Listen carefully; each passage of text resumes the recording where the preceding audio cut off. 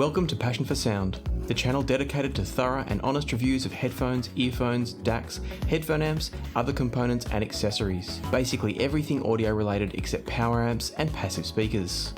My name's Lachlan and my goal is to explore and discuss all kinds of audio topics, even the controversial ones, to help us all find more enjoyment from music. Thanks for watching and enjoy the video. Hey folks, welcome to another Passion for Sound audio review. And today a review of some software called Sonarworks SoundID Reference. If you've never heard of it before, don't worry, you're not alone, but I think if you're into headphones and audio, speakers as well for that matter, you might be interested in what I'm about to say. SoundID Reference is the name for the new version of Sonarworks software that allows you to apply calibrated profiles to your headphones and all your speakers. My video is going to focus entirely on headphones because I don't have any speakers that are relevant to the SoundID software, but many of the same processes apply to speakers as they do with headphones, with one key difference being that this software allows you to actually measure your speakers in your environment and apply calibrations accordingly. I'm not going to get into that because I'm not set up to do so, so think of this as entirely about headphones and know that there is an entire speaker side of it that you're very welcome to explore, and I encourage you to if you're someone using speakers. But for now, let's talk about SoundID Reference from a pure headphone listener's perspective. Now I might refer to it from now on as SoundID, but I'm referring to SoundID Reference. There are multiple levels. The one I have is SoundID Reference. SoundID Reference retails for €99. That's a one-off fee. It's not an ongoing licensing fee. So €99 and the software is yours forever, until obviously there's a new version, at which point you can choose to upgrade if you wish. That €99 figure equates to about $120 and 150 Australian dollars. So in the scheme of things, this is pretty affordable software based on what I'm about to show you that it can do. In order to show you what it can do, the best thing is that I now turn to my computer and show you the software live on screen with the computer. Now the sound quality might drop slightly here because I'm going to start using my webcam sound while I'm recording myself looking at the computer. What you're seeing now is the interface for the SoundID Reference software. I've got it currently set up to be driving through the Hugo TT2, and I've got a whole lot of different headphones set up here just to demonstrate what it's doing. The key thing here to know though is that you can add multiple outputs here. So if you're like me and you've got more than one DAC for different purposes, you can actually select multiple DACs from down here and choose to send different calibrations to each of those. This is a particularly handy piece of software in the sense that if you are doing mixing or you're looking to have a true neutral output that you can predict what something's going to sound like later, this is going to allow you to do that regardless of the output you use. So for example, I use my Hugo TT2 pretty much for listening only. I don't use it for editing of my videos or listening to other playback. What I tend to use for that is either the Bifrost 2 or currently I've got the Burst Composer here. So I would use either of those in an event that I'm actually listening to my recordings of these reviews in order to tune them, adjust the EQ, etc. So I might want to use the Bifrost 2, and then I can choose the drivers I'm going to use, more on that soon, and go from there to adding a calibration for the headphones. Now I'm going to explain all this in just a moment so you know exactly what I mean by all this, but the key things are you can set it up for multiple different outputs and have different settings applied to different output devices. So just to put all this into context, the reason that you would use SoundID Reference is probably twofold. One of them is you're looking for an absolutely accurate representation of the music without the coloration of your headphones or speakers, as I mentioned before. Or if you're looking just to play around and see what different headphones can sound like when they're calibrated and tuned the same way. So that's where these calibration profiles come into play. For each of these device outputs, you can set up profiles to have different headphones tuned to essentially a flat response curve. So let's take a look at that now. I'm going to remove the Bifrost 2 just to tidy things up a little bit, and we're going to now talk about how the calibrations work. So you can see over here with the Hugo TT2, I have all different headphones set up. Now, what I did was I went through last night in preparation for this review and I've added every single headphone that I currently have here in the office with me for which there is a calibration file.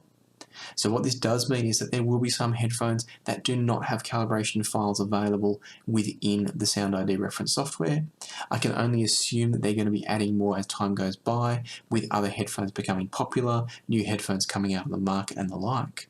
So one headphone that is missing from this that I would love to try with a custom profile is the Meza Empyreans, but they're not here.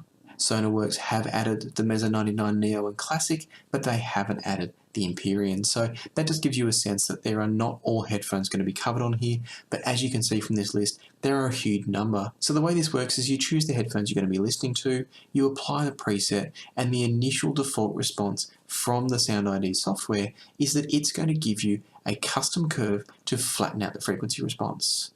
And let me show you over here in the frequency response charts exactly how that works. Up here at the top, we can choose which things we want to see on screen. So I'm going to pull out everything except what the headphone was meant to sound like before. So this is based on a series of measurements that Sonarworks have done and averaged out the frequency responses from these headphones. In this case, we're looking at the AKG K712 Pro.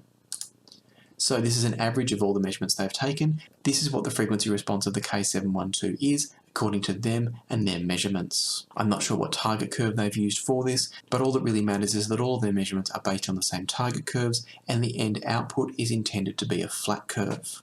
So this is what it sounded like before. What is then going to happen once you select your profile is that a calibration is going to be applied.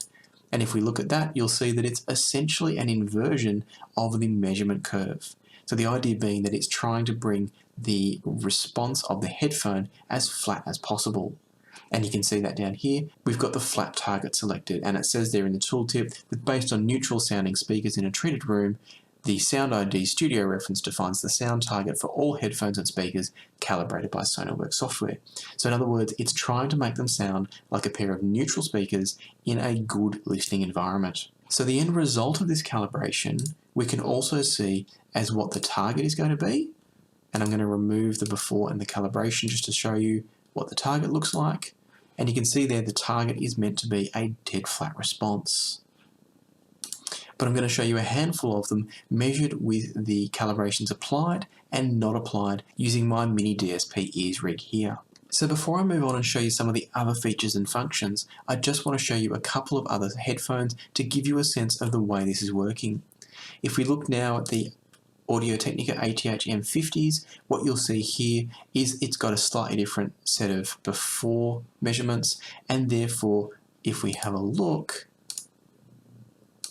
the calibration being applied is also different, but again just a mirror image. So this would get pretty boring in a hurry if I went through all of them, because you're going to see something similar in each case. The purple before curve is going to always be not entirely flat, and then the calibration curve is going to seek to offset any peaks and troughs in the measured response of the headphones. What is quite fun is that in doing this, you get to see which headphones are more or less flat to start with, and where the strengths and weaknesses of each headphone lie. In all cases, what this is doing is seeking to bring it back to a flat response, as we've already looked at. But what if you don't want a truly flat response? One thing that's great, and this is a new feature in SoundID reference that was not in the old Sonarworks 4. And what that is you can now apply a custom target. So let's say that I have I'm going to add simulated after here, and I'm going to turn off the others, so this makes it really clear. So let's say that I've got the S4X running here as a mastering type headphone. But let's say that I want to flip between listening to those as a mastering headphone when I'm EQing and adjusting the voiceover for my videos. Let's say that I then want to listen to them and have a bit more fun from their sound. Maybe I want to add a bass shelf. So I can set up a custom EQ, and as you can now see, what that's done is it's added here a lift in the bass. If I click on that, you can see it's a low shelf at about 77.5 Hertz and a gain of 5.57 decibels. Now I can adjust that. I can either do it here, I can drag the shelf up and down if I want to, like so. I can also choose to change the center of the frequency for it, up or down there. And I could also change it from a low shelf, a bell, or a high shelf. So very quickly what we can do is use this to create a multi-point parametric EQ that's then applied over and above the calibration, and that's really the key. So what you're seeing here is that the flat target has been applied. If I just turn this off for a moment and go back to flat, we've got our flat target applied, and then once it's flat, I'm then adjusting that target curve and the EQ being applied by SoundID reference to actually adjust the tonality of my headphones. Similarly, I might decide that I want a bit more emphasis around the 2 kHz range for a bit of extra presence and detail, so I could just have a 2 kHz boost. So this one's set up with a bell, And once again, when we're using the bell, we can adjust things like frequency and gain, but also now the cue, so how tight or how broad that bell is. So it's a very, very powerful piece of software now because it combines EQing and calibrating to bring a flat response to allow you lots of versatility and flexibility. However, there are a couple of issues that I want to talk about in a moment. Before I do that though, let me talk about the final thing down here. If you are mixing audio using headphones and you want to see how it's going to sound in different situations, this translation check is absolutely amazing. What it's going to allow you to do is see how the sound is going to be when it's played back in a car, when it's using in-ear headphones of different sorts, a laptop speaker, over-ear or on-ear headphones, and there's only a few provided. So there's only a few samples that have been used to provide these playback translation checks based on what's really common. What's helpful though is it's got things like studio speakers, so you can do something like listen to what your mix would sound like on the NS11s, the Yamaha NS11s, or how it's going to sound if you're a YouTuber on a smartphone, for instance. And so straight away you'll see the simulated after, if I choose, which I had meant to, if I choose smartphone average, you can see that this is what a smartphone output curve is going to look like, and therefore you can hear how it's going to sound. So this is really powerful if you're looking to adjust your sound to make sure there's good intelligibility, for example, when someone's watching on a smartphone. And then of course with the click of a button, you can come back to your flat target or your custom EQ curve over the top of your flat custom target. So it's a really powerful piece of software in that regard. The couple of final things to talk about before I go on to some drawbacks is that down the bottom here we can see latency. Now that's really important if you are doing any sort of recording and you need instant response times from your playback. That's going to be really important. So you can also see here as I open that up where that latency is coming from. And the Hugo TT2 has a lot of latency in its design because of the M scaler being involved in the chain. So don't worry about that. In this case, it's being produced by the M scalers processing and upscaling. But if you were to move to a device, and in fact let me do that, I'm going to add back in the Shit by Frost 2. And I'm going to add in a preset. Oops, let me remove that one. Yes, I want to delete that. I'm going to change the profile here to the, let's say I'm using the phonons for this one. And so we can see now that there is still a latency of 62.7 milliseconds. I'm surprised that that's actually as high as it is. We could also have a look, for example, at the Burson Audio Composer. And now that's got slightly lower latency of 45. No, it's jumped up again to 62. So there is an element of latency, it seems, even though these are set to be on the zero latency setting. And that was the other thing I did want to talk about, which is that you can choose different filters to adjust the sound and or the latency. So zero latency is designed to minimize the latency of the sound. Mixed is designed to give you a slightly better sound quality, but still keeping the latency pretty strong. So if I flip to that, what we will see is the latency's jumped up a little bit. And then finally, if you're all about sound quality and you don't need that instant responsiveness that you might need during, say, recording and monitoring, then you can move to a linear phase, and what we'll see is that the latency jumps up quite a bit, but to my ear, it sounds better because we're not introducing any phase shifts. So phase shifts means that the timing of the different frequencies coming through is being adjusted slightly by the processing.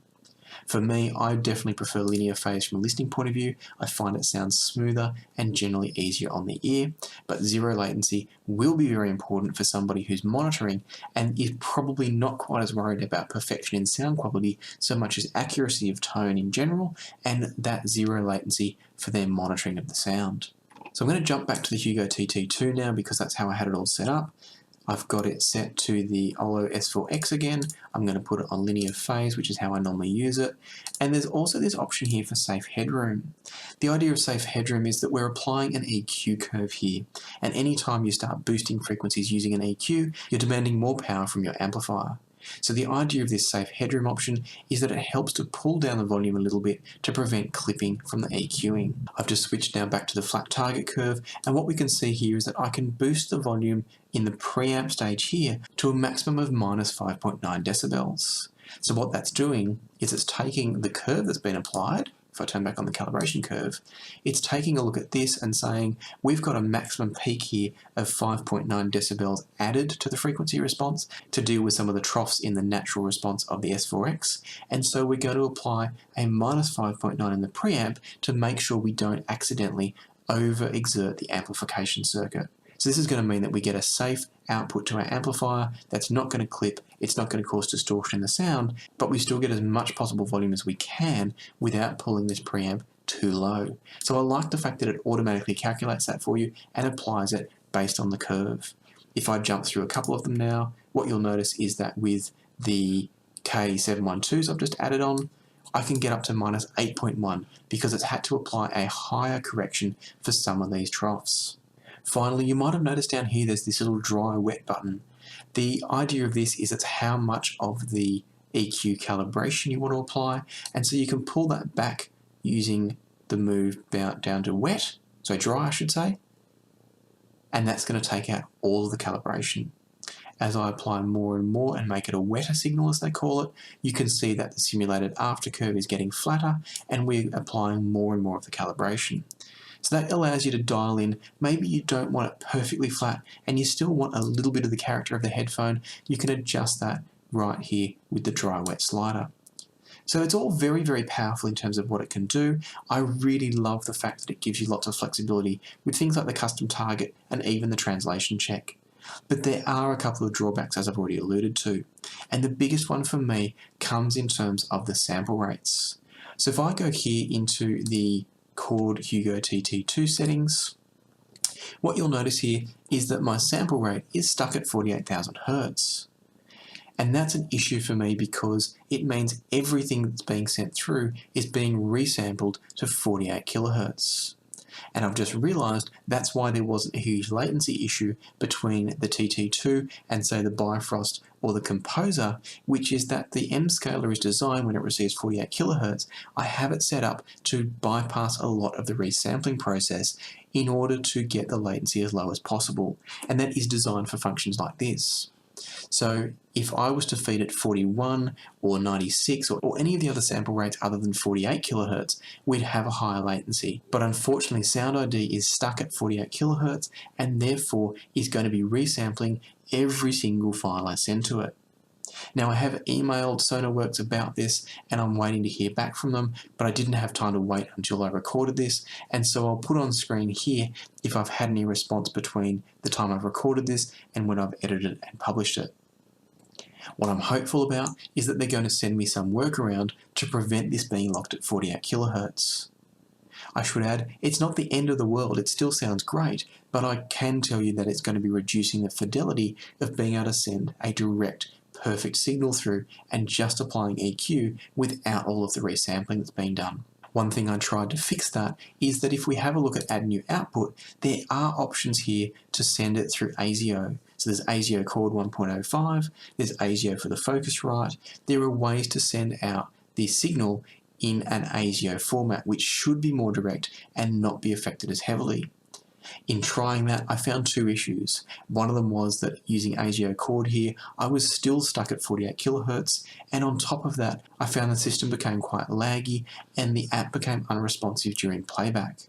So for example, if I was using the ASIO function and I wanted to flip from the K712s to the Audio-Technica R70X, I couldn't do that without first pausing the music, letting the app recover, become responsive again, and then clicking R70X and restarting playback. So that was a real hassle for me and is a bit of a drawback for this if you're an audiophile looking to play around with maximum sound quality. Enjoying this video? If you are and you'd like to help me make more videos like this one, there are lots of ways you can help and most of them don't cost you a cent. You can help for free by liking this video, subscribing and ringing the bell, sharing this video on social media or your favorite audio forums, or by making your next purchases using any of the affiliate links in the description. Obviously that's not technically free, but you're not spending anything extra and it all helps out. Want to go a step further? You could buy some merchandise, t-shirt, hoodies, caps and the like, or you can join the Passion for Sound family on Patreon. It's a growing community with plenty of interesting discussion and your chance to influence what happens on the channel. Check out the description for more information and links where relevant. But for now, let's get back to the video.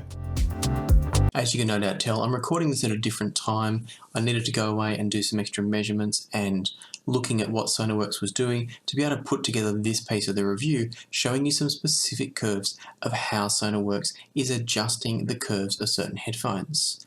So now what I'm going to do is show you my measurements within REW, the Room Equalization Wizard software, which is free, and using the Mini DSP ears. Now the Mini DSP ears is not a high-tech piece of measurement equipment. It's only semi-accurate, and so there are going to be a few things in here that it shows us that may look like it's suggesting that Sonarworks is not doing the right job, but what I'm hearing when I make the changes to the calibrations is that I think it's doing a better job than what the Mini DSP is necessarily showing. But I'll point those things out as we get there to make sure that's really clear. For now, let me step you through what I've put together here. If you have a look over on the left-hand side, there's a whole lot of different measurements I've taken with a whole lot of different headphones. Now the way I've put this together is I've measured the left and right sides of each headphone with no calibration applied through SoundID, and then what I've done is apply the calibration and remeasure the same left and right sides and average those out as well, all the time not moving the headphone, because small adjustments in the headphone can change measurements on any kind of test rig. So just to recap, I've taken left and right measurements, which I've then averaged together raw, which means no calibration, and I've done left and right measurements averaged together with the calibration applied to show an end result for each headphone that has just a single left-right averaged curve with and without calibration.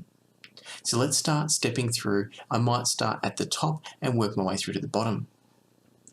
So I'm going to turn off the Sundara ones here, we'll get to those at the end, and I'm going to start here instead with the AKG 712. Now I've applied no smoothing to this at all, so if you've watched any of my other videos, you'll notice that the graphs are often quite smooth, and that's because I do generally use some psychoacoustic smoothing, which would make it look like this. But for the sake of this, I wanted to see every little ripple and bump just to see what was going on. So I'm going to take that back off now, no smoothing, and we're going to talk about what we've seen. So here is the AKG K712 Pro, measured with no calibration applied. I'm then going to show you what it looks like when I added SoundID. So what you might notice here is that there's still this big bump in the bass, and the overall level here has been dropped, and then further up through the treble, things have been adjusted a bit as well. I was a bit surprised to see that this one hasn't actually adjusted as much as some of the others, and I don't quite know the reasons for that. I haven't taken the time to really kind of dissect what's going on here, because I just wanted to really show you the results across a whole range of headphones and talk about the variation that you might experience as well. So what I'm seeing here is that I mentioned before when I was showing you how SoundID works that there's a preamplifier reduction applied to make up for any boosts being made by the calibration curve.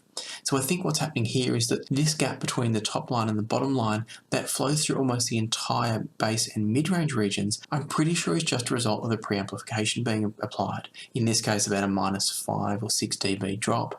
So I think that's what's going on there, because to me the shape is the same. It's not really done much to smooth out the line here, particularly this bump in the bass, and we'll talk about that more later on. And then all it seems to have done is it's lifted up the levels of this really distinct trough here at around about the 1 to 2K mark. It's pulled back on the peak at 2K, and then it's just smoothed out a little bit of this treble. But again, once you start to get up into the upper treble regions on a Mini DSP ears, things do get a bit dicey. So treat all this upper end here with a grain of salt. Notice more what's happening here around this 1K to 6K mark, where it does seem to be improving the overall lumpiness and bumpiness of the K712. To me, what's interesting here is I think what we're seeing is that the bass from the K712, except this bump down the bottom, is fairly linear throughout the mids and the bass. And what we're then seeing is it's just improving, not perfectly, but improving a little bit, some of the upper mids and treble. So if we move forward though now and look at a different headphone, you'll start to see some trends. So let's turn off the AKG K712 and move to, first of all, a whoopsie that I made. So I want to share this because it is very relevant. This was my measurement of the M50X from Audio-Technica, and then the measurement with the SoundID curve applied. And you'll notice it's still really lumpy and bumpy. There's a reason for that. You see, I'd forgotten that I'd applied the Yaxi pads that I'm currently testing and playing with for review, and so those are going to change the frequency response of the headphone. As a result, what you're seeing here is a calibration applied based on a completely different bass frequency response that's nothing like the Yaxi response. So if we look at the red line with the Yaxi pads, I expect if we have a look now at the raw version of the M50X, what you'll see here is they're very different curves to start with. And so what was happening was SoundID was trying to apply a curve based on this greeny coloured line, but what it was actually starting with from the Yaxi pads was this red line here. So it just was set up for failure because it was the wrong set of pads to be used based on the profile I was choosing. So the reason I'm sharing that with you is that if you have modified your headphones, be aware that you can't use SoundID. If you've changed the pads, if you've removed damping from around the driver, whether it's foam in front of it, foam from behind it, any modifications, you can't use SoundID standard profiles because you're going to have weird results. But if you have your headphones in stock form, then we can do what we've got here. So now we've got the stock correct pads, Audio-Technica M50X, and then we can see the SoundID version. But again, what you'll notice is that there's still quite a few heavy lumps and bumps. We've got this really big lift in the low, mids and mids. We've got still a few peaks and troughs, although possibly a little bit more linear, depends on how you look at it. And then again, really lumpy and bumpy treble. So for me, the M50X didn't work so well, but I'm going to put that one down to the ears, and that's what I was talking about before.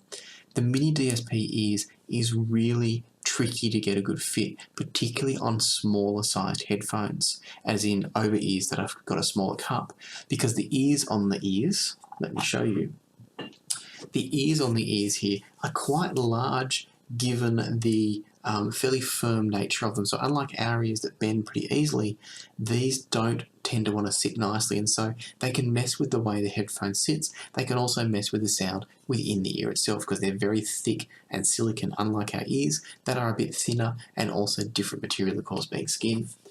So I'm putting that one down to the M50s, and if you're thinking I'm being too kind on the SoundID software, the reason I'm still being kind to it is because of what we're going to see. So it just so happens that my first two examples weren't the best examples of SoundID working, but I didn't want to throw them in the bin. I wanted to show you because there is going to be some variation based on model to model variants of your headphones. So if you've got a headphone that's not as consistently produced by the manufacturer, then the SoundID calibrations are not going to be as perfect to fit.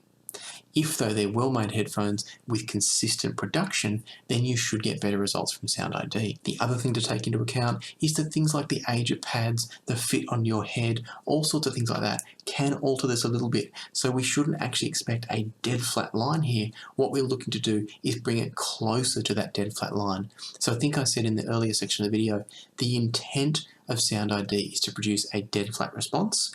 The reality is it's going to get it closer, it's not going to get it right on dead flat. And so with that in mind, let's look at a few more examples. I'm going to turn off the M50s and we're going to move forward to the Olo S4X. Now this is a headphone designed for reference mastering, and so you can see straight away that in the raw state the frequency response is pretty good. Through the bass all the way up through to about 2K here, it's pretty flat. And then we start to get into some peaks and troughs, mostly troughs, but at the same time, this is also where I start to lose faith in the mini DSP ears. If we now apply the SoundID curve, what you can see is it has actually dropped a little bit of the mids and bass here.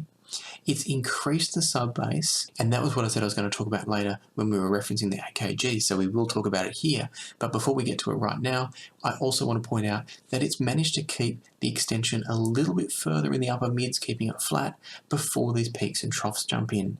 The peaks and troughs do appear to be more heightened in some ways with the SoundID profile applied, but again, that could be the result of the mini DSP ears. So let's focus more on everything below, say, 3K here.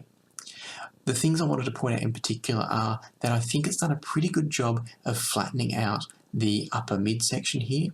What I'm not so impressed with is the way it's sucked out a little bit of the bass and the lower mids. That's surprising to me given everything else being sort of flat at this 84 dB mark. And then I definitely want to talk about this little peak here. So this is something I kept finding with the peaks in the response curves, and I'm assuming that's a response to the fact that a lot of the drivers don't perform particularly well below 40 or 50 kilohertz. So I think what's happening is that SoundID is actually pumping extra energy into this area to make up for the poorer performance of the headphones. That's just my theory. I don't know for sure. I think it's something to do with whatever their target curve is based on what they know about either how we perceive sound or how the drivers themselves perform. Although having said that, this is measuring the actual performance of the driver, and it's telling us there's a boost at that 30 Hz mark. So I'm not really sure what's going on there. My bass boost was switched off for this. It was definitely set to the flat curve, so we should have been seeing a flatter curve, and I'm not quite sure why that's not happening. Next up, we've got the Utopia. So this is the stock response, no calibration applied, and then if we switch on the SoundID, you'll see that once again we've got this really big boost in the bass, which is obviously trying to counteract the roll-off here, but it seems to go too far. And then we've got another bit of a suck out in the bass and low mids before we get to the mids and the upper mids actually being pretty well flattened out before we get into this zone of what I would call a zone of inaccuracy, or at least low reliability. So I'm not worrying too much about what I see up here. It's all up to this sort of 3 to 4K mark is what I care about. And in fact, 4K is consistently an area that there seems to be an issue with the mini DSP ears, but let's say 3K is actually the cutoff for what's really accurate or reliable from the mini DSP ears. So here again you can see it's made this interesting change to the sound with the sub bass bump and the ripples through here, and at this stage I started to get a bit curious, particularly because of these ripples. It's a very unnatural way for the sound wave to look based on my normal measurements of all different headphones, and so I started doing some exploring. And what I tried was to take the filters within SoundID reference and measure with different filter settings. So if you remember when we looked at the software interface before, I could choose between zero latency, the mixed filter, or the linear filter. What that was doing was either having zero latency at the expense of some phase issues, or the mixed filter that had a balance between phase issues and latency, and then of course going to the linear filter, which had no phase issues but much slower latency. So what I thought here was I was going to try the linear filter, which to me sounds better, and therefore see if it was changing what we measured. So what I'm going to do now is turn off the raw one for a second and look instead at the SoundID calibration version with both the zero latency version first, which is what you're seeing here with these ripples, and then the linear filter. Now straight away what you can see is that this is a much smoother line. So it's getting rid of all these ripples, and I haven't added any smoothing here. If I just turn off the zero latency version, you can see here it's a much smoother response even with no smoothing applied. And so what we're seeing here is some issues being introduced by the filtering creating those ripples. Interestingly to me though, was it also pulled back a little bit on this bass boost here. So I can only assume that's part of this rippling function, and I'm now starting to wonder if maybe this is to do with the way the filters and the sampling is working, if that's what's creating this bump in the bass. I'm not sure, again I'm just theorizing, but to me the fact that it's fairly consistently there makes me think there's something going on in the way the software is producing the sound. The good news is, to my ears when I listen to all of these, the calibrated versions do sound flatter, they do sound more of a sort of linear response, and so it's not causing major issues because it's such a low boost. It's not getting in the way of the sound being cleaner and neutral compared to the stock tuning. So let's continue on with one more example, that being this time the Sundara. So this is the Hi-Fiman Sundara in its stock form, no calibration applied. And then if we add the SoundID, you'll see here it's done a really good job of flattening this out. So it's got this bass boost bump down here, but that actually helps. And then things smooth out all through the bass and the low mids, up into the mids, and again all the way up to our golden mark of about 3K. Then things go off the rails, but we've come to expect that. So again though, you'll see this rippling effect. So I thought, let's check it out again. This was the zero latency version, and then I added the linear version, and notice it's further improved the response, and that's what my ears are telling me as well when you listen to this. And this is not one of those things like listening to USB cables where the differences are debatable and it could be purely a psychoacoustic effect. This is clear and obvious differences that you can hear between the zero latency and the linear phase. The sound's smoother in the linear phase, it's clearer, and we can see from the measurements why that is. There's less lumps and bumps, and that makes for smoother sound. So to wrap things up here, I've put on screen 3 of the measurements, 2 of which are using the linear filter, 1 of which is using the zero latency filter, but all 3 have the calibration applied, and you can see that there's a fair consistency across the board to the measured responses of all headphones. And there's 2 reasons I wanted to share this to conclude. One of them is to say that I think SoundID Reference is doing an absolutely wonderful job of getting these headphones closer to flat.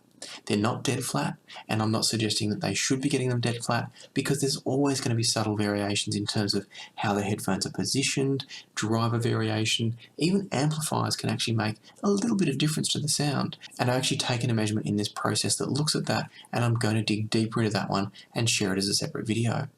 But for now, I want to point out that SoundID Reference is doing a pretty good job. I think it's a really helpful tool to play with headphones, understand their technical characteristics separate from their frequency response, and of course also if you're looking at using them for mastering, mixing, monitoring of music, any of those sorts of functions, it's really helpful to have something approaching a flat response. The other thing I want to point out though with this is to show you that no matter what you do with software like this, you're never going to make every headphone sound the same. There are so many factors that go into the sound of a headphone, one of which you can see here is that there are going to be significant peaks and troughs that the SoundID software is not going to perfectly fix. On top of that though, there are factors like the speed with which the driver starts and stops, the lightness of the driver, the rigidity of the driver, so how prone it is to breaking up under high or low frequencies that might cause extra distortion, the damping and the reflections within the cups that's going to change the sound. Even if it doesn't change the frequency response, it's going to change the tonal character of the sound. So there are all sorts of things that go into this, and therefore I want to point out that you can't buy SoundID Reference for €99 and turn around and think it's going to turn your ATH M50X into a pair of Focal Stellias, for example. It's not going to work like that. What it is going to do is allow you to get a more neutral response from those headphones, but it's still going to maintain the character of that headphone. If you've watched my recent review of the Focal Utopias, you'll have heard me talk about using SoundID Reference to bring the sound frequency responses of the Utopia, the HD800S and the Focal Clear all to a more neutral response. And yet all three headphones still had distinct differences in their characteristics.